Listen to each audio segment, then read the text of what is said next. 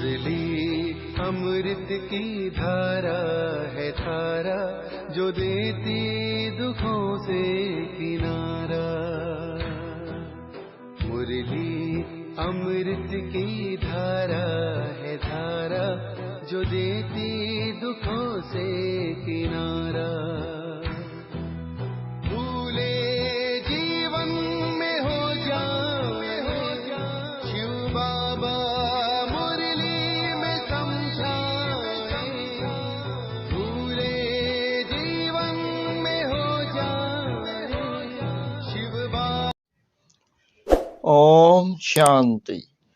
आज की तारीख है 9/2/2024 के बाबा के साकार महावाक्य है। मीठे बच्चे, शिव जयंती पर तुम खूब धूमधाम से निराकार बाप की बायोग्राफी सबको सुनाओ। यह शिव जयंती ही हीरे तुल्य है। बाबा ने प्रश्न पूछा, तुम ब्राह्मणों की सच्ची दिवाली कब है और कैसे? बाबा ने उत्तर दिया, वास्तव में शिव जयंती ही तुम्हारे लिए सच्ची दिवाली है, क्योंकि शिव बाबा आकर तुम आत्मा रूपी दीपक को जगाते हैं। हरेक के घर का दीप जलता है, अर्थात आत्मा की ज्योति जगती है। वह स्थूल दीपक जलाते, लेकिन तुम्हारा सच्चा दीपक शिव बाप के आने से जगता है। इसलिए तुम खूब धूमधाम से शिव जयंती मनाओ। ओम शांति। मीठे मीठे रूहानी बच्चे शिव की जयंती मनाते हैं, और भारत में तो शिव जयंती मनाते ही हैं। जयंती एक की मनाई जाती है, उसको फिर सर्वव्यापी कह देते हैं। अब सर्वव्यापी की जयंती तो हो ना सके। जयंती कब मनाई जाती है? जब गर्भ से बाहर आते हैं। शिव जयंती मनाते तो जरूर हैं, आर्य समाजी भी मनाते हैं। अभी तुम मनाएंगे 2024 में 88वीं जयंती। गोया 88 वर्ष हुआ जयंती को। जन्मदिन तो सबको याद रहता है, फलाने दिन यह गर्भ से बाहर आया। अब शिव बाबा की तुम 88वीं जयंती मनाएंगे, वह तो है निराकार। उनकी जयंती कैसे हो सकती है? इतने बड़े मनुष्यों के पास निमंत्रण कार्ड जाते हैं, कोई को पूछना तो चाहिए, जयंती कैसे मनाते हो? उसने जन्म कब और कैसे लिया? फिर उसके शरीर का नाम क्या रखा? परंतु ऐसे पत्थर बुद्धि हैं जो कभी पूछते नहीं हैं। तुम उनको बता सकते हो, वह है निराकार, उनका नाम है शिव। तुम सालिग्राम बच्चे हो, जानते हो इस शरीर में सालिग्राम है, नाम शरीर का पड़ता है, वह है परम आत्मा शिव। अब तुम कितना धूमधाम से प्रोग्राम रखते हो। दिन प्रतिदिन तुम धूमधाम से समझाते रहते हो कि जब शिव बाबा की ब्रह्मा के तन में प्रवेशता होती है, वहीं उनकी जयंती गाई जाती है। उनकी तिथि तारीख कोई होती नहीं। कहते हैं मैं साधारण तन में प्रवेश करता हूं, परंतु कब किस घड़ी वह नहीं बताते। तिथि तारीख दिन आदि बताए तो कहे कि फलानी तारीख। जन्म पत्री आदि तो इनकी होती नहीं।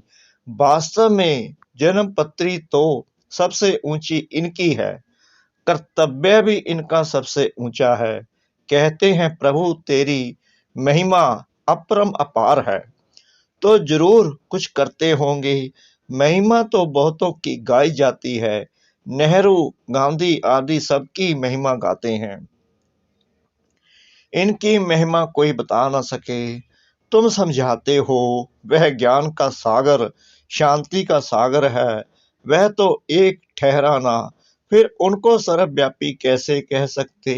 परंतु कुछ भी समझते नहीं है, और तुम मनाते हो तो कोई पूछने का साहस भी नहीं करते हैं। नहीं तो पूछना चाहिए। शिव जयंती मनाई जाती है, महिमा गाई जाती है, तो जरूर कोई होकर गए हैं। बहुत भगत लोग हैं। अगर गवर्नमेंट ना माने तो भक्तों साधुओं गुरुओं की स्टैंप भी ना बनाए। जैसी है गवर्नमेंट ऐसी है प्रजा। अभी तुम बच्चों को बाप की बायोग्राफी का भी अच्छी तरह मालूम पड़ा है। तुमको जितना फक्र रहता है उतना और कोई को नहीं रह सकता। तुम ही कहते हो शिव जयंती हीरे तुल्य है, बाकी सब जयंतियां कौड़ी मिसल है। बाप ही आकर कौड़ी को हीरे तुल्य बनाते हैं। श्री कृष्ण भी बाप द्वारा इतना ऊंच बना, इसलिए उनका जन्म हीरे तुल्य गाया जाता है। पहले कौड़ी तुल्य होगा, फिर हीरे तुल्य बाबा ने बनाया। कौन बाबा ने? शिव बाबा ने। यह बातें मनुष्य नहीं जानते। उनको ऐसा वर्ल्ड का प्रिंस किसने बनाया, तो यह भी समझाना चाहिए। श्री कृष्ण जन्माष्टमी मनाते हैं। बच्चा तो माता के गर्भ से ही बाहर निकला, उनको टोकरी में ले गए। अब श्री कृष्ण तो वर्ल्ड प्रिंस था, फिर उनको डर काहे का? वहां कंस आदि कहां से आया? यह सब बातें शास्त्रों में लिख दी हैं। अब तुमको अच्छी रीति समझाना चाहिए। समझाने की युक्तियां बहुत अच्छी चाहिए। सब एक जैसा नहीं पढ़ा सकते। युक्ति उक्त ना समझाने से और ही डिसर्विस होती है। अब शिव जयंती मनाई जाती है तो जरूर शिव की ही महिमा करेंगे। गांधी जयंती पर गांधी की ही महिमा करेंगे और कुछ सोचेगा नहीं। अब शिव जयंती तुम मनाते हो तो जरूर उनकी महिमा, उनकी बायोग्राफी व जीवन चित्र भी होगा। तुम उस दिन उनका ही जीवन चरित्र बैठ सुनाओ। जैसे बाप कहते हैं, मनुष्य कोई पूछते भी नहीं है कि शिव जयंती कैसे शुरू हुई, उसका कुछ भी वर्णन है नहीं। उनकी महिमा तो अपरम अपार गाई जाती है। शिव बाबा को भोलानाथ कह बहुत महिमा करते हैं। वह तो भोला भंडारी है। वह लोग शिव शंकर कह देते हैं, शंकर को भोलानाथ समझ लेते हैं। वास्तव में भोलानाथ शंकर तो नहीं लगता। उनके लिए तो कहते हैं आंख खुली तो विनाश हुआ। धतूरा खाते उनको फिर भोलानाथ कैसे कह सकते हैं? महिमा तो एक की ही होती है। तुमको शिव के मंदिर में जाकर समझाना चाहिए। वहां बहुत लोग आते हैं तो शिव का जीवन चरित्र सुनाना है। कहते हैं भोला भंडारी शिव बाबा। अब शिव और शंकर का भेद भी तुमने ही बताया है। शिव की पूजा होती है शिव के मंदिर में, तो वहां जाकर तुमको शिव की जीवन कहानी बतानी है। जीवन कहानी अक्षर सुनकर कोई का माथा ही चकित हो जाएगा कि शिव की जीवन कहानी कैसे सुनाएंगे। तो मनुष्य वंडरफुल बात समझ बहुत आएंगे। बोलो, निमंत्रण पर जो आएंगे उनको हम निराकार परमपिता परमात्मा की जीवन कहानी बताएंगे। गांधी आदि की भी बायोग्राफी सुनते हैं ना। अभी तुम महिमा करेंगे शिव की तो मनुष्यों की बुद्धि से सर्वव्यापी की बात उड़ जाएगी। एक की महिमा फिर दूसरे से मिल ना सके। यह जो मंडप बनाते हैं, वह प्रदर्शनी करते हैं, वह कोई शिव का मंदिर तो है नहीं।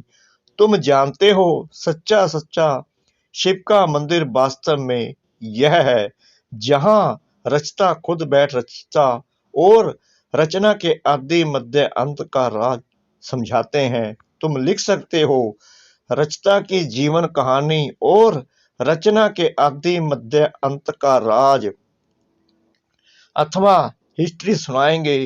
हिंदी अंग्रेजी में लिखित हो।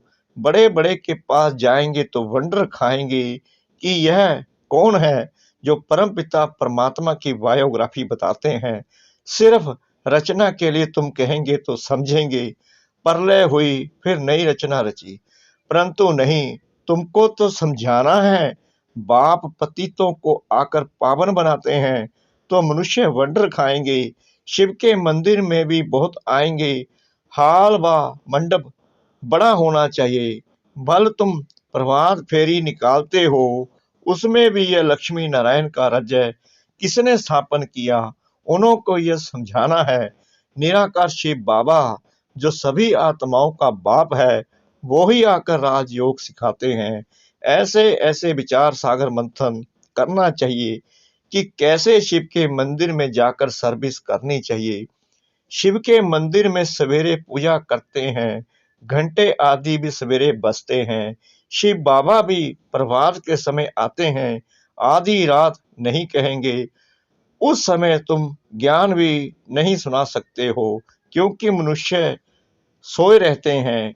रात को फिर भी मनुष्यों को फुर्सत होती है। बाबा कहते हैं रात को फिर भी मनुष्यों को फुर्सत होती है, बत्तियां आदि भी जलती हैं, रोशनी भी अच्छी करनी चाहिए।